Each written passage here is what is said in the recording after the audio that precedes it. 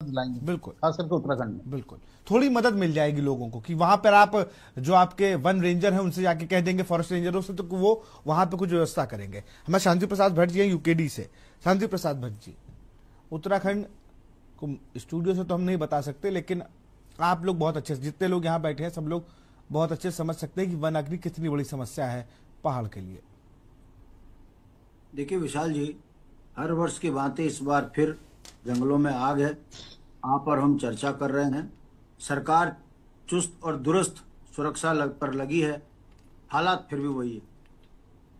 हकीकत यह है, 70 से 75% वनीय क्षेत्र है उत्तराखंड।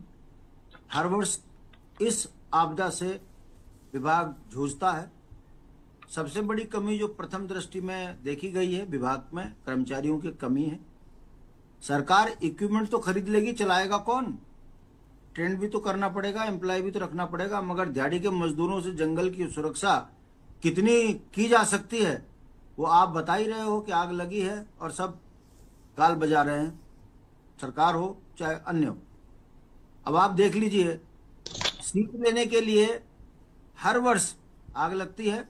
सुधारीकरण के लिए व्यक्ति पीछे देखता है कि कौन किस व्यवस्था से जंगलों को आग से बचाया जा सकता है। सरकार ने बड़ा अच्छा सिस्टम अपना लिया कि अगर जंगल में आग लग रही है तो आम जनमानस को जंगल से रोक दो। जब आम जनमानस को जंगल से दूर किया तो जंगल का साफ सफाई, चारा पत्ती, घास पत्ती लेने के लिए लोग जाने बंद हो गए, जंगल खड़े हो गए, घास ज्यादा हो गई, पत्ते ज्यादा हो गए, गर्मी हुई, आग लगी। उसके बाद जंगल की सुरक्षा के लिए आम जनमानस ग्रामीण तो जाता नहीं, क्योंकि अगर वो जंगल में दिख गया तो मुकदमा, उसके तो हक हकूक छीन लिए। अब जंगल में आग लगती है, विभाग से बात करते हैं, विभाग के आदमी लाचार है, ना तो उनके पास पानी है ना स्टाफ है। तब ऐसे में जंगल भगवान भरोसे है। हम ये कहते हैं सरकार की कार्यप्रणाली में कमी कहाँ है? विशाल जी देखिए, यहां जंगल से इंसान को दूर करा तो जंगल की आग अब कंट्रोल नहीं हो रही है। दूसरी ओर यही भारतीय जनता पार्टी चारधाम यात्रा में यात्रियों को यात्रा में भगवान के दर्शन से रोकने के लिए पंजीकरण कर दिया, वहां पर भी अब भगवान के दर्शन पर भी रोक लगा दी। कहने का मतलब है जो टेक्निकल होगा वो तो दर्शन कर लेगा, बाकी जो बुजुर्ग एक्चुअल चारधाम यात्रा का जो एक्चुअल यात्री है उसको दर्शन नहीं हो पा रहे, वो वापस जा रहा है। कहने का मतलब है आने वाले समय में चारधाम यात्रा की आस्था पर भी बहुत बड़ा सवाल खड़ा होने लग जाएगा इस तरीके से रोकने से। हम ये कहते हैं अंग्रेजी शासन काल में गांव के लोगों के हक हकूक बहाल किए गए थे। अग्नि लगने से पहले गांव के लोगों को गुड़, चना, तम्पलेट वगैरह बांट दिए जाते थे और जो ग्रामीण अपने क्षेत्र की आग बुझाता था उसको इनाम स्वरूप दिया भी जाता था। कहने का मतलब है वन पंचायतें मजबूत थी, गांव के हक हकूक बहाल थे, तो गांव वाले खुद जंगल में आग लगने से पहले उसको बुझा देते थे। अब आज इन 25 वर्षों में पहले की तकनीक ज्यादा बढ़िया थी या आज के आधुनिक इक्विपमेंट खरीदने के बाद जंगलों में आग लग रही है और बुझ नहीं पा रही है? अगर इसके मूल में जाओगे तो फिर वही है। मुझे लगता है मैनेजमेंट की कमी है, बस मैनेजमेंट की कमी। क्या आप मैनेज नहीं कर पा रहे हो? मैनेज करेंगे कहां से? डायरेक्टर को से लेकर एमडी और सचिव से सब ये इक्विपमेंट खरीदने में तो नंबर 1 है, क्योंकि कमीशन बाजी है। मगर उस इक्विपमेंट की थैली से बाहर तो निकाल के दिखाओ।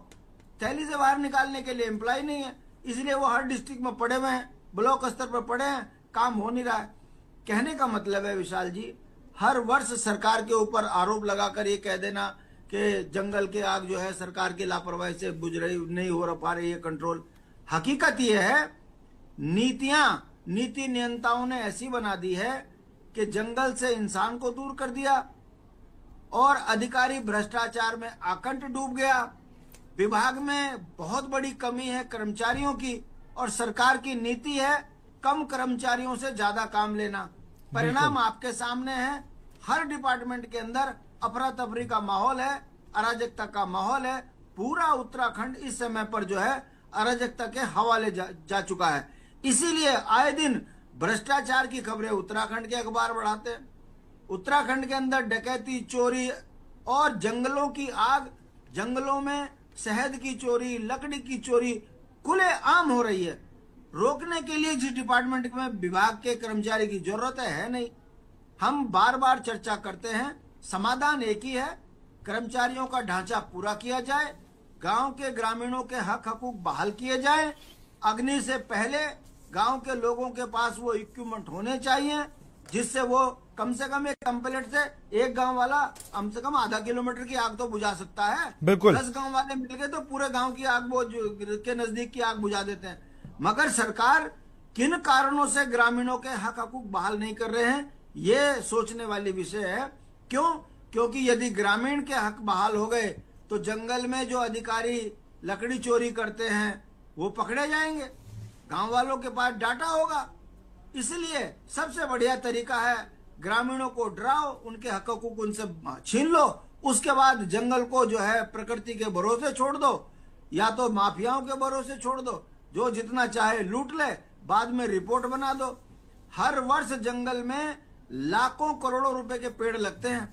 आज तक किसी भी रिपोर्ट में ये नहीं बताया कि वन विभाग के द्वारा लगाए हुए हजारों पेड़ आज वेस्ट। चलिए अब शांति प्रसाद जी जवाब भी लेते हैं। कमलेश, ये सिर्फ बिल्कुल लूट। ठीक, कमलेश रमन जी से जवाब भी लेते हैं। कमलेश रमन जी, देखिए सबने अपनी अपनी बातों को रखा, सरकार का पक्ष आप रख रही हैं, थोड़ा हाईटेक हम लोग और हो सकते हैं। कैंपा का पैसे का दुरुपयोग की बात सभी लोग कह रहे हैं, आपको भी पता है। और जो आम आदमियों को जंगलों से दूर किया गया उसका भी कहीं ना कहीं खामियाजा भुगतना पड़ रहा है कि आग पे कहीं रुकती है तो 10-20 किलोमीटर बाद ही पता चल पा रहा है कि अब अच्छा यहां से आग लगी, तब तक और फैलने लगती है। कमलेश रमन जी।